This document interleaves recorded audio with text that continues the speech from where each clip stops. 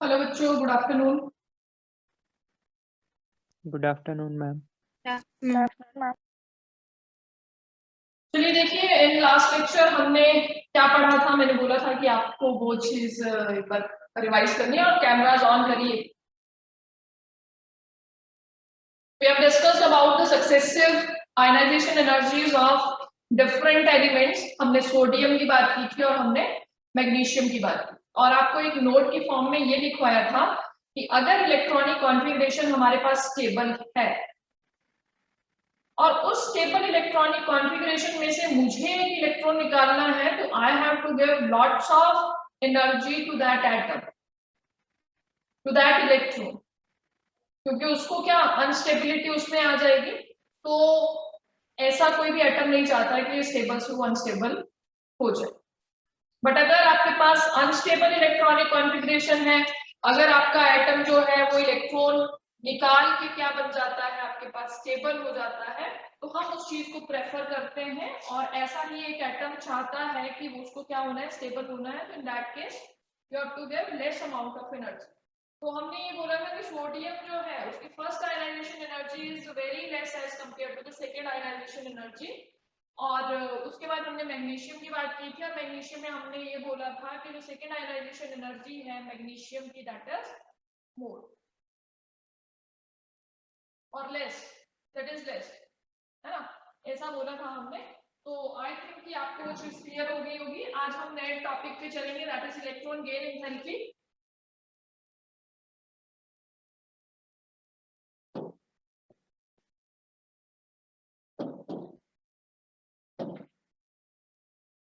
Firstly, write that what is electron gain enthalpy. Enthalpy means energy.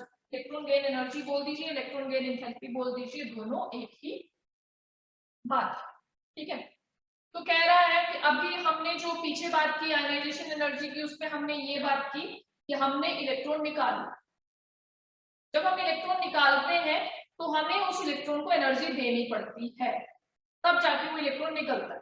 अब दूसरी चीज ये है कि if we want to add extra electron, एक में हम निकाल रहे हैं तो उस चीज में जो आपका टर्म यूज हुआ दैट इज आयनाइजेशन एनर्जी, और जो जहां पे हम इलेक्ट्रॉन को ऐड करेंगे वहां पे जो हम टर्म यूज करेंगे that is electron gain enthalpy. तो जब इलेक्ट्रॉन ऐड कराया जाता है, ये देखो नाम बता रहा है इलेक्ट्रॉन गेन एंथैल्पी। जब इलेक्ट्रॉन, कोई एटम एक्स्ट्रा इलेक्ट्रॉन गेन करता है, उसमें ऐड कराया जाता है, तो वहां से क्या होता है, एनर्जी निकलती, उसमें से क्या होती है, आपकी एनर्जी निकलती है। तो लिखेंगे electron gain enthalpy is what, the energy released, the energy released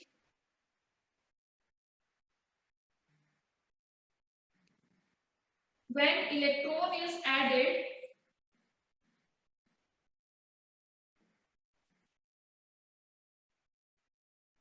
the energy released when electron is added to an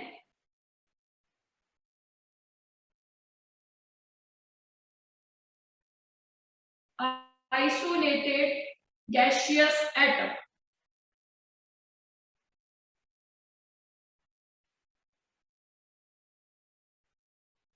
या फिर ऐसा लिखिए, electron gain enthalpy may be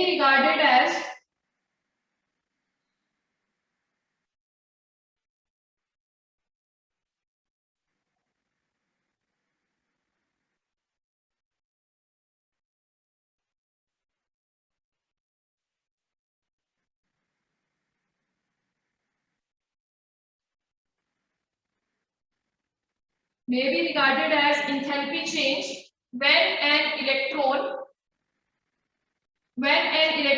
is added to an isolated gaseous atom।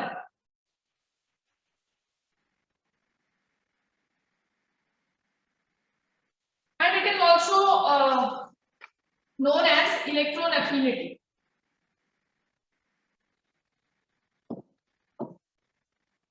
को एक और नाम से हम बुलाते हैं, दैट इज इलेक्ट्रॉन एफिनिटी।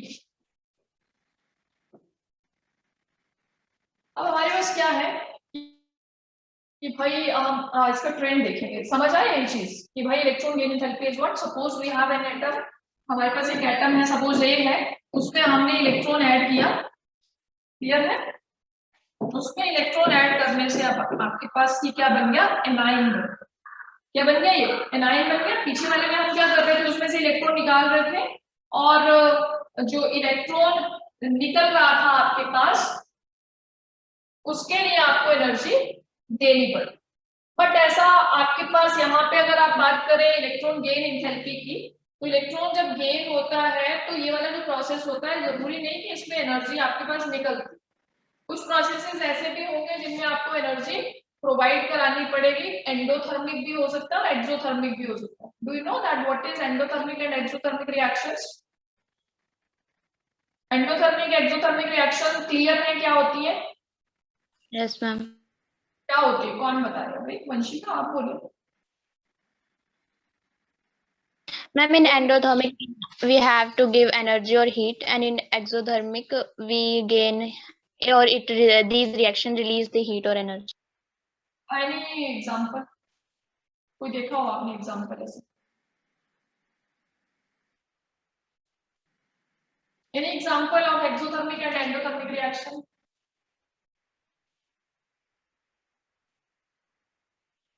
बोलो, और कोई बताएगा एंडोथर्मिक एक्सोथर्मिक का एग्जांपल बताना आपने मुझे।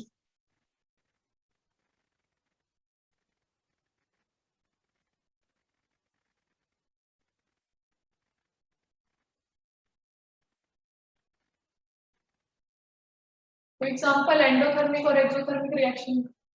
नहीं, एक्सोथर्मिक रिएक्शन का एग्जांपल, एसिड में पानी डाल दिया, पानी में एसिड डाल रहे हैं, दैट इज एक्सोथर्मिक रिएक्शन। या फिर वो जो कैल्शियम ऑक्साइड है उसमें पानी डाल रहे हैं, पानी में कैल्शियम ऑक्साइड डाल रहे हैं, दैट इज एक्सोथर्मिक रिएक्शन। पढ़ते तो ऐसी रिएक्शन जिनमें क्या होता है, हीट निकलती है।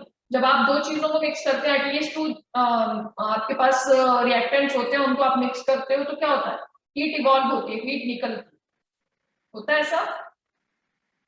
तो ऐसी रिएक्शंस को हम कहते हैं exothermic reactions.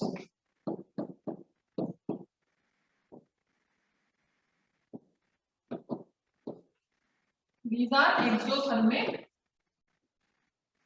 reactions in which heat is evolved. Mostly जो आपकी इलेक्ट्रॉन गेन एंथैल्पी है ना, वो जो रिएक्शन होगा, यहाँ जो आपका इलेक्ट्रॉन ऐड कराना पड़ेगा, उसमें हीट निकलती निकलती है मोस्टली, पर बहुत कम आपके पास ऐसी रिएक्शंस होगी या ऐसा प्रोसेस जब आप इलेक्ट्रॉन ऐड करने वाला कराएंगे तो आपको हीट प्रोवाइड करनी पड़ेगी। बट मोस्ट जो रिएक्शंस हैं, बहुत सारे ऐसे एलिमेंट, सारे मतलब सारे तो नहीं कह सकते, बहुत सारे ऐसे एलिमेंट्स हैं जिनमें हम इलेक्ट्रॉन ऐड कराना चाहते हैं, तो वहां से हीट क्या होगी, रिलीज। तो हम ये भी कह देते हैं कि how much amount of heat is released when one atom is added to the neutral atom, ठीक है। तो जब हीट निकलती है आपके पास, उस रिएक्शन में जो चेंज आता है हीट में, स्टार्टिंग में क्या थी, बाद में क्या थी, उसको हम डिनोट करते हैं delta x. Delta is for small change, delta जो सिंबल हम यूज करते हैं that is for a small change, clear. And H is enthalpy. Energy भी यहाँ ई भी यूज कर सकते हैं, बट जनरली हम एच यूज करते हैं। मोस्ट ऑफ द प्रोसेसेस जो होते हैं ना हमारे, हम आगे पढ़ेंगे थर्मोडायनेमिक्स में कि बहुत सारे हमारे प्रोसेसेस जो हैं, जो फिजिकल प्रोसेसेस हैं जिनमें हम टेम्परेचर इंक्रीज डिक्रीज कर रहे हैं, वो मोस्टली हमारे पास कांस्टेंट प्रेशर पे हम चलाते हैं उन प्रोसेसेस। तो वहां पे कांस्टेंट प्रेशर पे जो एनर्जी चेंज हम देखते हैं that is known as enthalpy. तो इसलिए हम डेल्टा एच से डिनोट करते हैं, H stand for enthalpy. Heating की काइंड है, आपके पास एनर्जी का ही काइंड है, बट जो आपके पास इंटरनल एनर्जी होती है that is at constant volume, और जब हम इसकी बात करते हैं एंथैल्पी की, तो it is on constant pressure. दोनों में ये फर्क है, बाकी सब same. Wait for a second.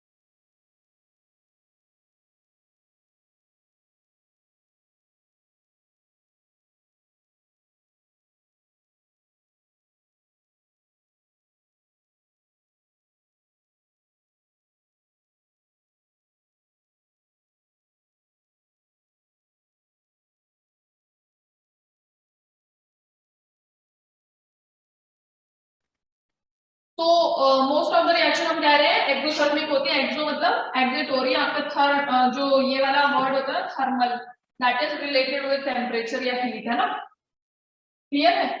तो इसके बाद हम बात करेंगे कि भाई हमारे पास कैसा ट्रेंड रहता है, जैसे हम मूव करते हैं long a period, electron gain enthalpy बढ़ती है घटती है, बट उससे पहले ये चीज हम देख लेते हैं कि जो डेल्टा एच है आपके पास इलेक्ट्रॉन गेन एंथैल्पी, इसको ऐसे डिनोट किया delta H, that is change in enthalpy for that during gain of electron.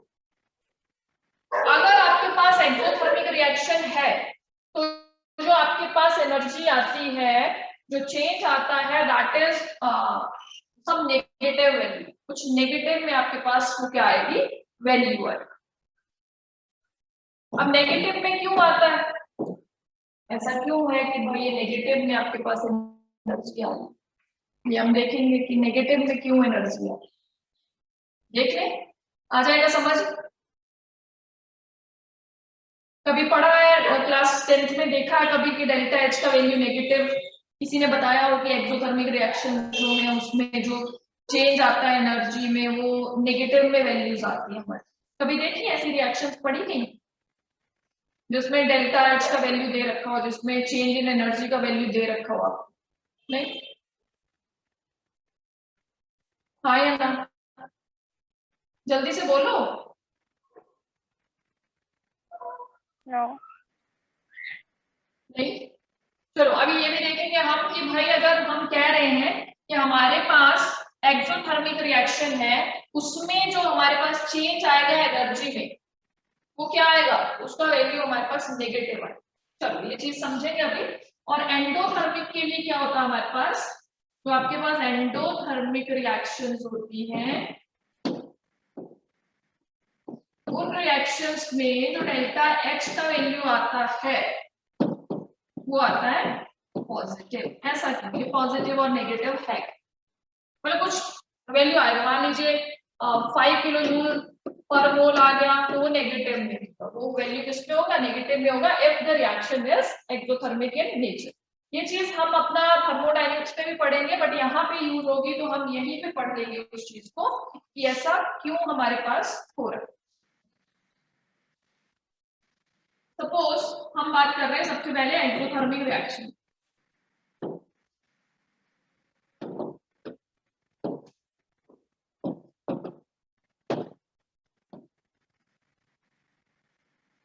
Exothermic reaction में सपोज मेरे पास दो रिएक्टेंट है A प्लस बी, यहाँ पे आपके पास प्रोडक्ट बन गया C। समझ रहे हैं हम इस चीज को कि A और B दो प्रोडक्ट थे हमारे पास, और उन्होंने मिलके क्या बना दिया, उन्होंने रिएक्ट करके क्या बना दिया, हमारे पास एक प्रोडक्ट बना दिया C, और साथ में कह रहा है कि यहाँ पे क्या होता है, हीट रिलीज, ठीक है, clear? Yes, ma'am. Yes, ma'am. समझ आ गया ना, ये एक्सोथर्मिक रिएक्शन है, ऐसा हम लिखते हैं, वहां पे निकली हीट उस तरफ, ये आपके पास रिएक्टेंट है, ये आपके पास क्या है, प्रोडक्ट, ठीक है।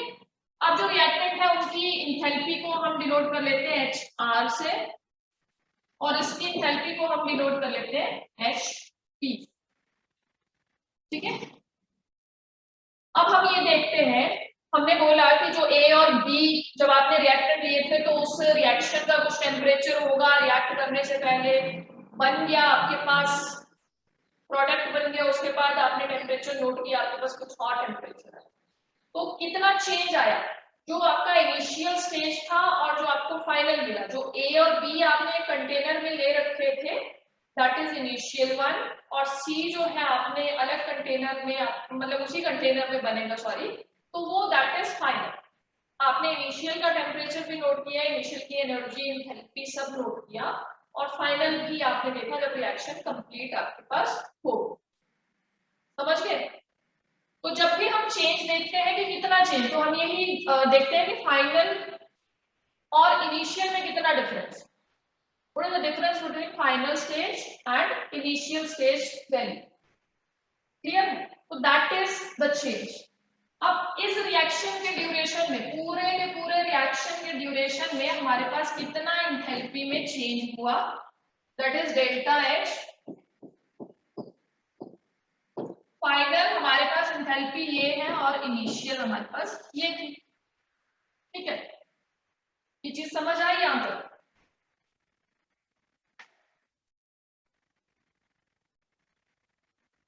यहां तक समझ आया? Yes, ma'am. Yes, sir. अब हम बात करेंगे कि क्या प्रोडक्ट का एनर्जी ज्यादा है, प्रोडक्ट का टेम्परेचर ज्यादा है या रिएक्टेंट का ज्यादा है।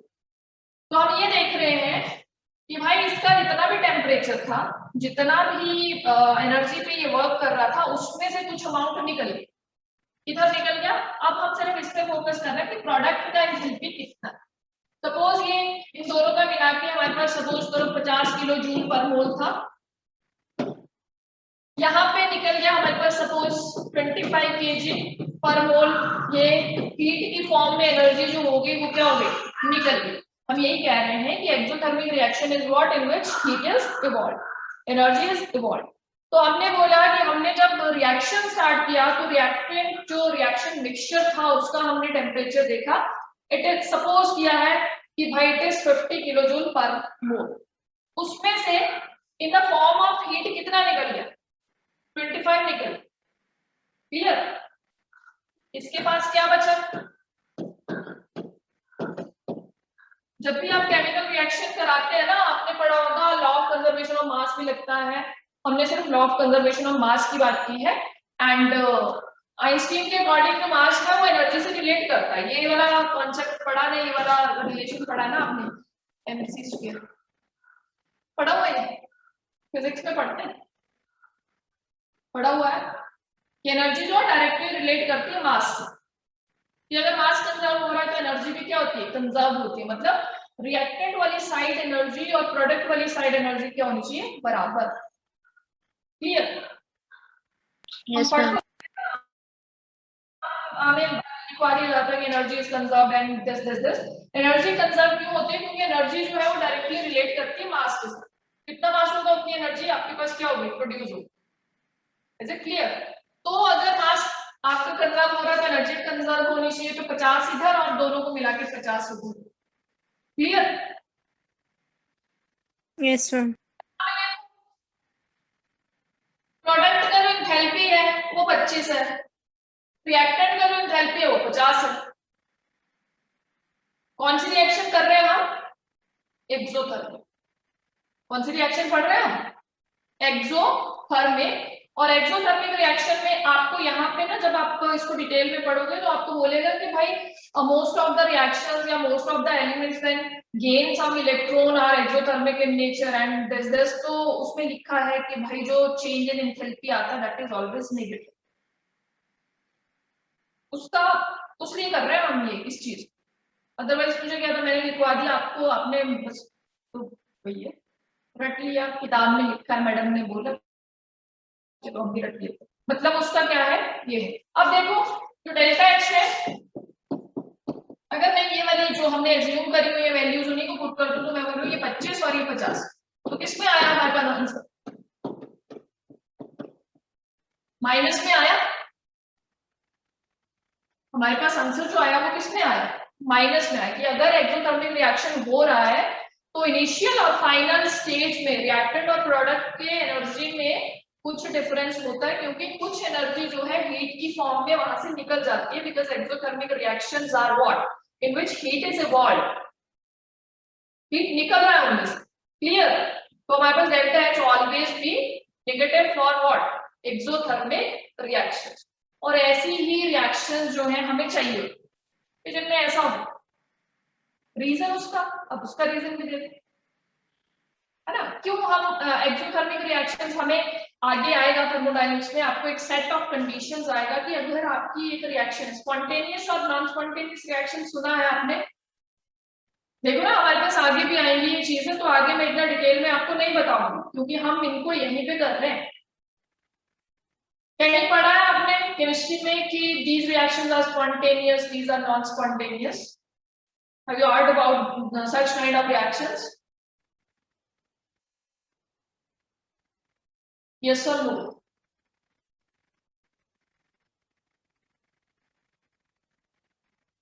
यस और नो ही तो बोलना है। मेरी तरह मैं थोड़ी बोल रही हूँ कि मेरी तरह में 1 घंटा आपने लेक्चर देना। मैं आपसे यही कह रही हूँ कि यस और नो में रिस्पॉन्स दे दो कि अगर स्पॉन्टेनियस के बारे में पढ़ा है तो थोड़ा सा बता दो मुझे, अगर नहीं पढ़ा तो सीधा बोल दो नहीं पढ़ा।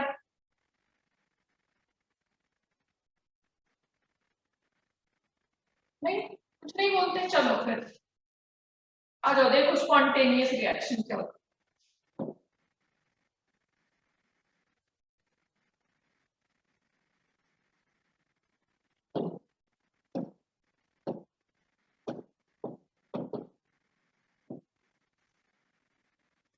कहते हैं कि स्पॉन्टेनियस रिएक्शंस ऐसी रिएक्शंस होती हैं जो या तो खुद ब खुद हो जाए या फिर आपको थोड़ा सा उसको क्या कराना पड़े, इनिशिएट कराना पड़े, बाकी वो रिएक्शन चलता।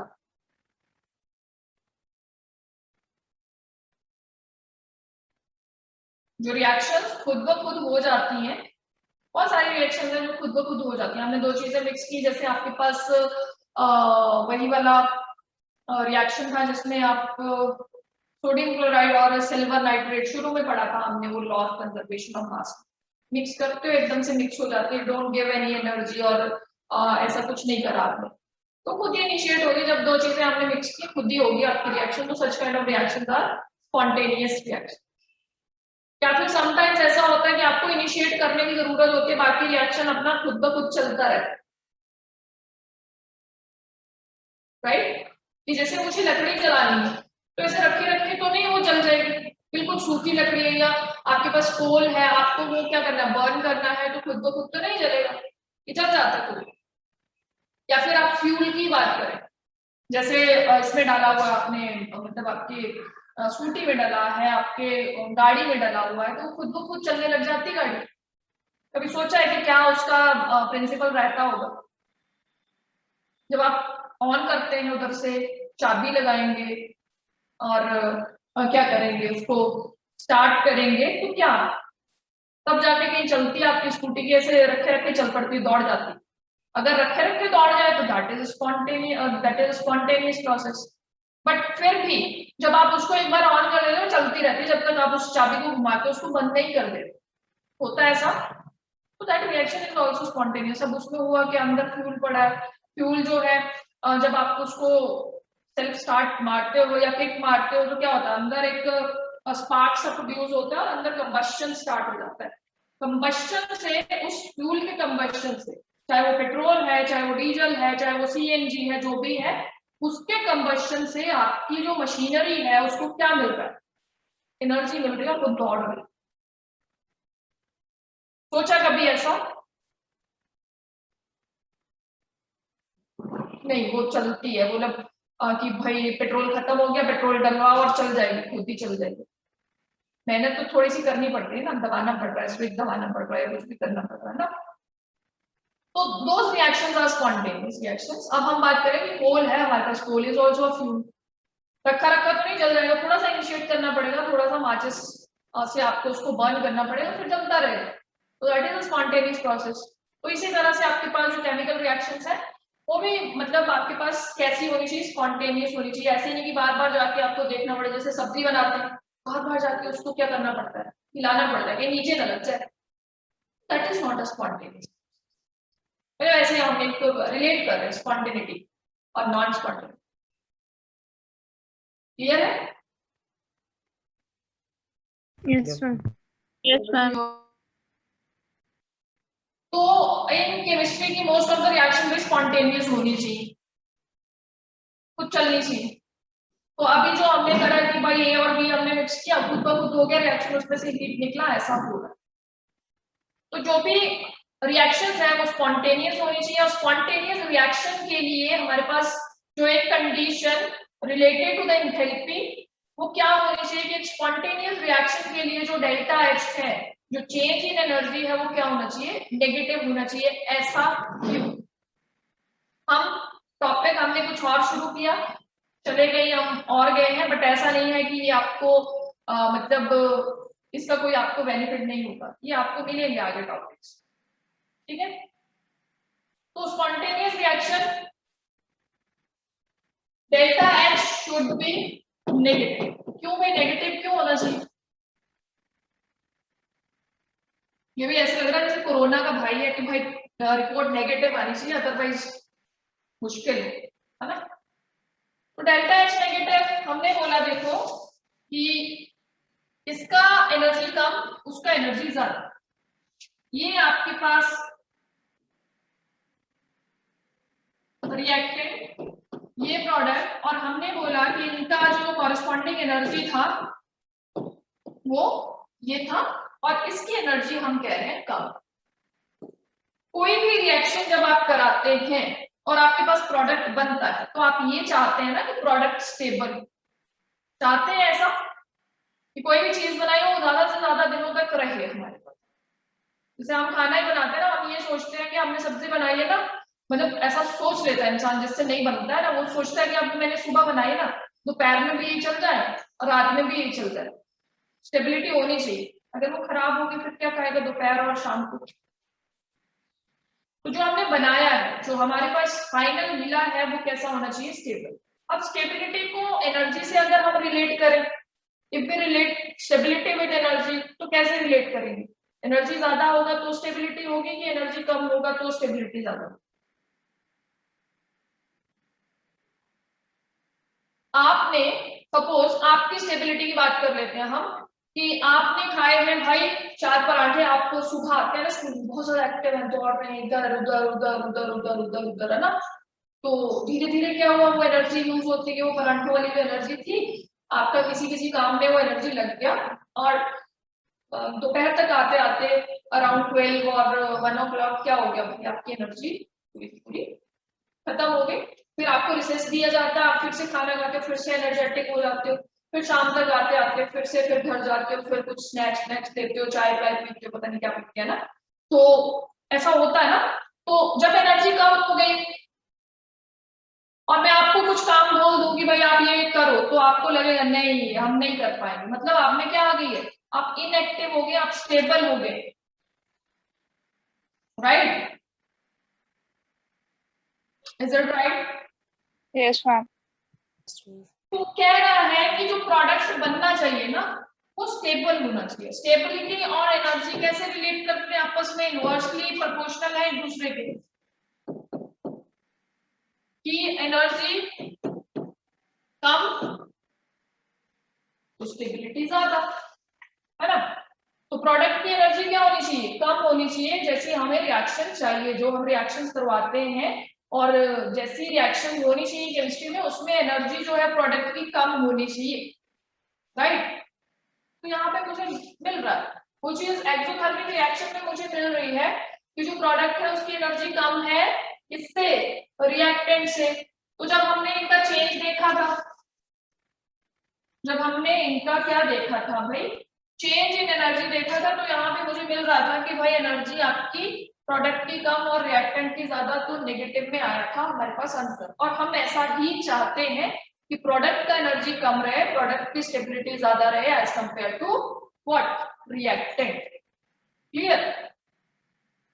Is it clear? Yes, ma'am.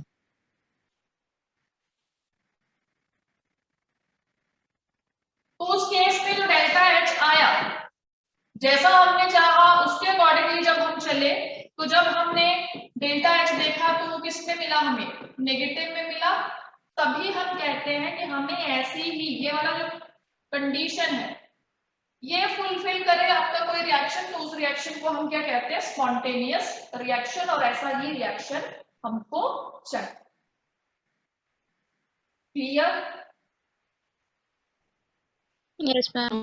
Delta H positive है, you have to provide the energy. Delta H क्या है? पॉजिटिव। देखो एंडोथर्मिक रिएक्शन का भी देख लेते हैं हम। ये चीज क्लियर होनी चाहिए बच्चे, ऐसे नहीं कि बस सिर्फ रटना है कि delta H negative negative negative, वो ये नेगेटिव है। अब इसको ना अच्छे से पढ़ना आज, तभी लगेगा पता, अदरवाइज नहीं। आप बोलेंगे कि हमें बस वहां पे लग गया, मैडम ने बता दिया नेगेटिव होनी चाहिए, हमने रट लिया। नेगेटिव क्यों है, क्यों हमें नेगेटिव ही रिक्वायर्ड है? एंडोथर्मिक रिएक्शन हमने बोला कि आप हमारे पास दो रिएक्टेंट है, नहीं रिएक्ट कर रहे हैं आपस में, ऐसे बैठे हो, नहीं कर पा रहे रिएक्ट, हमें एनर्जी देना पड़ेगा। कुछ रिएक्शंस ऐसी भी होती है ना जिनको गरम गरम करके, जैसे हमने NaCl को मिक्स करना हो पानी में, इसको हमें स्टेप करना पड़ रहा है, अगर हम उसको थोड़ा सा हीट कर दे तो वो क्या हो जाता है, डिसॉल्व हो जाता है, दैट इज एंडोथर्मिक। चीनी को मिक्स करना है, या तो मेहनत करो बड़ी देर, उसको घोलते रहो, या फिर क्या करो, थोड़ा सा गर्म कर दो।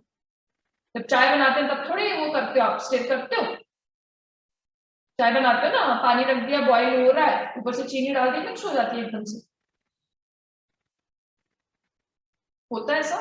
और अगर आपने ठंडे पानी तो क्या करना पड़ता है आपको, स्टेयर करना पड़ता है, फेंटना पड़ता है, ऐसे ऐसे करके ना, फिर वो भी बड़े अच्छे तरीके से वो नहीं होती, बड़ी देर रख के छोड़ेंगे तब जाके कहीं वो डिसॉल्व होगी,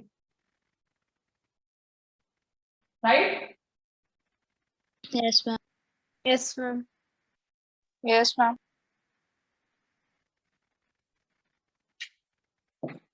प्रोडक्ट बन गया C, रिएक्ट नहीं हो पा रहा था, हमने उसको दे दी थोड़ी सी, प्रोडक्ट बन गया, ठीक है, लगा, समझ गए क्या कौन सी रिएक्शन? अगर इस तरफ लिखना है ना रिएक्टेंट के साथ तो एंडोथर्मिक, या फिर इसको लिखने का एक और तरीका -2 इधर, अब भी क्या एंडोथर्मिक रिएक्शन, अगर हीट ऐड हो रही है प्रोडक्ट वाली साइड में तो एक्सोथर्मिक, अगर उसमें से सब्ट्रैक्ट हो रही है तो दैट इज एंडोथर्मिक, क्लियर? तो इनका कुछ एंथैल्पी होगा, है ना, एनर्जी होगी ना इनकी कुछ, Yes, ma'am. Yes, ma'am. इनकी भी होगी,